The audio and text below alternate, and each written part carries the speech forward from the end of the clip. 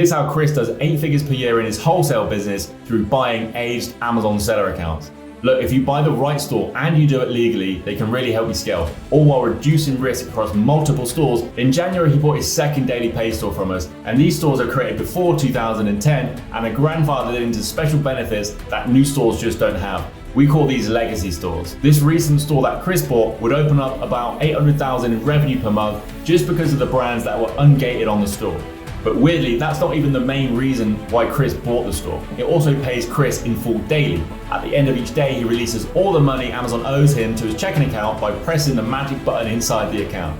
Once Chris had $400,000 held by Amazon for 9 months, incorrectly because they suspended his account. This almost destroyed his business. Most Amazon seller accounts hold on to about 40% of your money at all times, which ultimately strangles the cash flow and profit of the business. If you'd like to find a legacy Amazon store like Chris did to help you scale, click the link in the description and schedule a store demo.